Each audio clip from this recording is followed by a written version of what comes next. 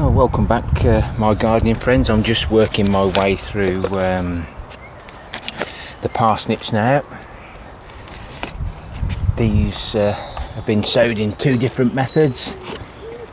One with coring right down, putting some compost in, and then we actually use some manure liquid right in the bottom, and then we've planted 2 seeds per station,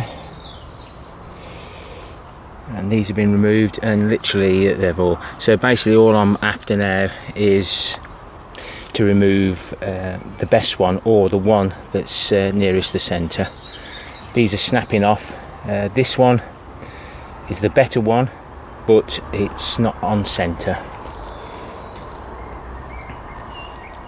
So that's all those done now, and the bottle tops remain on.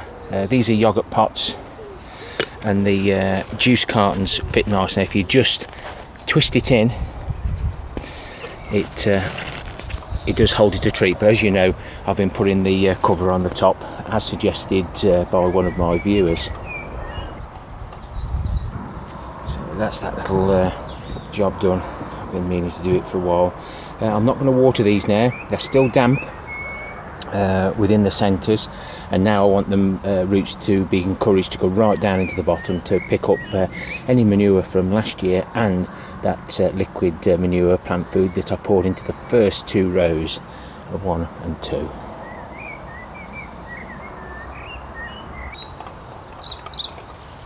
Well, that'll stop them blowing over again till they're established a little bit more.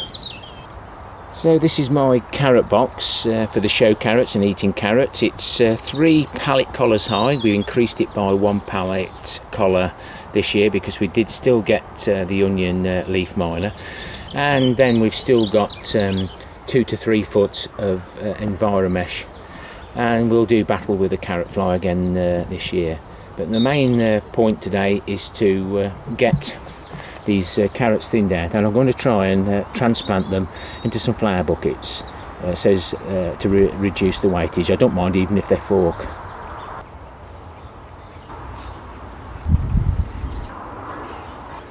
Don't know how well this is going to work. I've got one station over this way that does need one.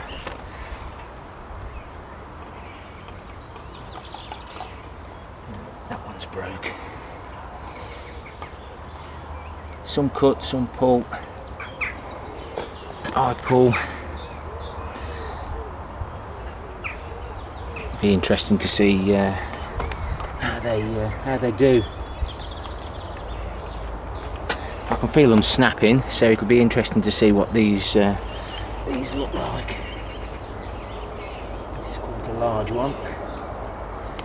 Definitely broke.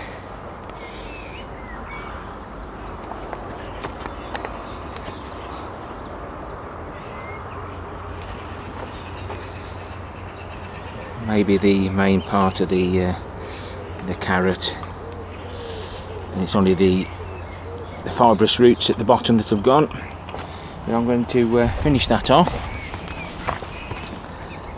see how they go.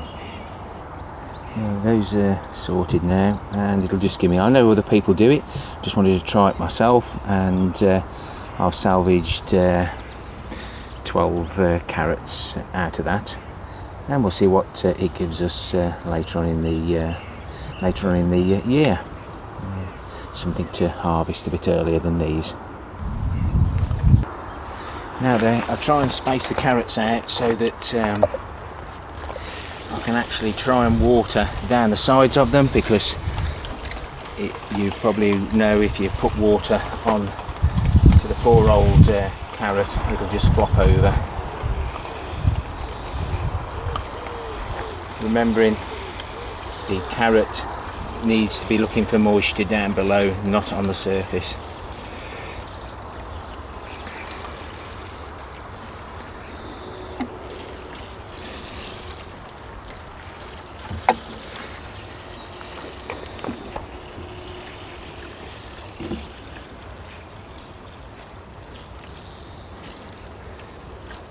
This is going to need a couple of doings of water. The compost, as you know, is quite dry, and it does take a lot of soaking in.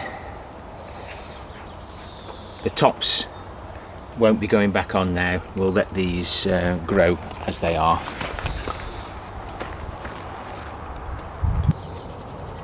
So most of them now are getting the extra leaves, and these will be harvested after the ones in the polytunnel. So I'll finish the rest off.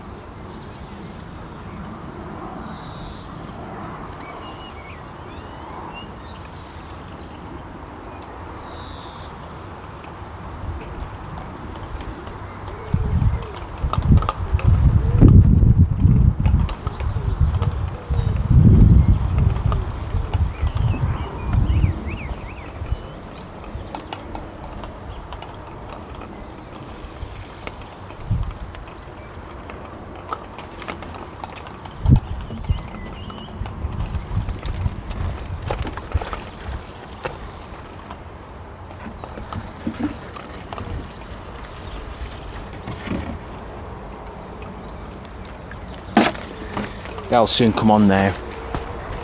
Getting them thinned out, making sure it's weed free, and we'll get the box down as soon as we can in case by us disturbing the carrots, the carrot moth decides to come looking for somewhere to lay its eggs. When you do this, just make sure you pull all the environmesh out down the sides, because somehow they got in last year, and I have done extra things which you can see in previous videos. Hopefully that will give me a nice crop of carrot root fly free carrots, good enough to show. We move on to the celery, and this is what I got from Medwin's. I think it's Evening Star, not quite sure. William will probably comment and let me know, but it's desperate to get out now. And this, between the canes there, is the bed that I prepared earlier on in the season, with lots of goodies in there, like we did the beans. So I'm just going to quickly turn this over and get some planted here, and then I'm just going to plant them wherever I can around the allotment, because I've got far too many germinated, which isn't a bad thing.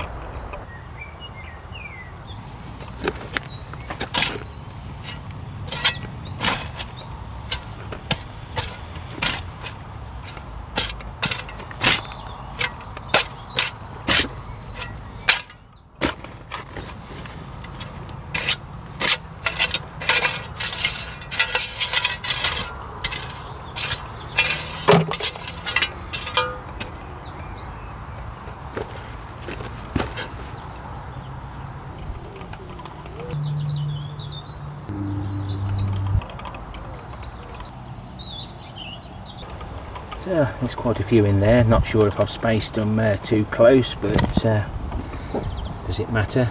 Right, so we need now to provide a defensive barrier against any slugs. So the first defence is some of the spent compost that I find on the side of the road.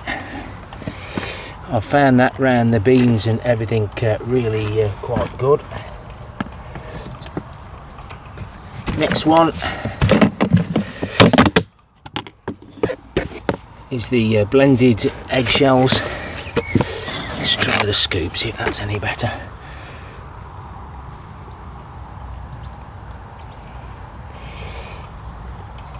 Super, that'll do me for that. And the last thing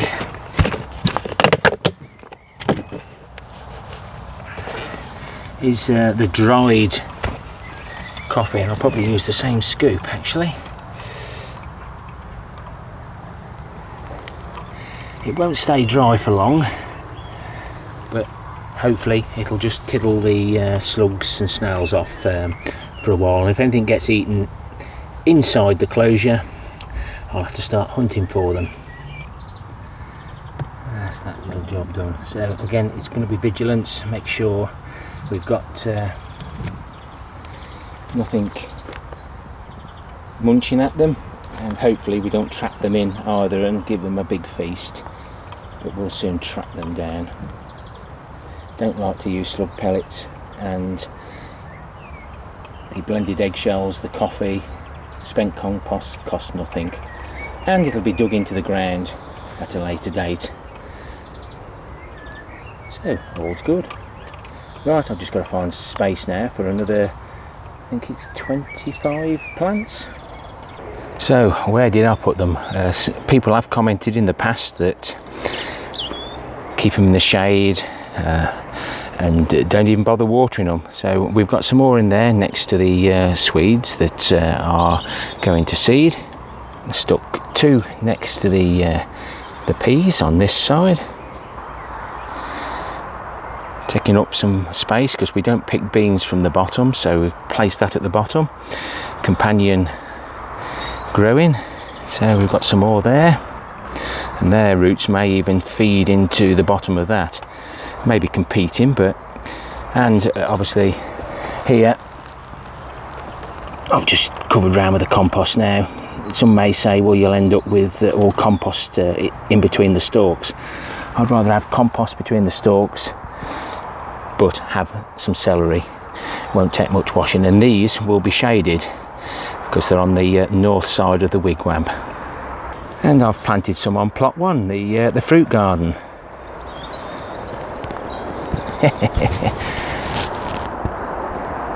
Well, I wonder what they'll taste like. This will settle, but hopefully the compost, I'll put some compost there to retain the moisture, and no doubt the worms and everything else are in there, but we'll see. I might get some nice specimens from that. Thanks for watching, guys, commenting. Today is the May Day bank holiday. I've had mega issues with the internet. It's taken 2 days to upload at the moment, so you'll be seeing a few videos running a little bit late. I'm sure you won't mind. Till next time, my friends, ta-ra for now. Not forgetting that one. Happy gardening.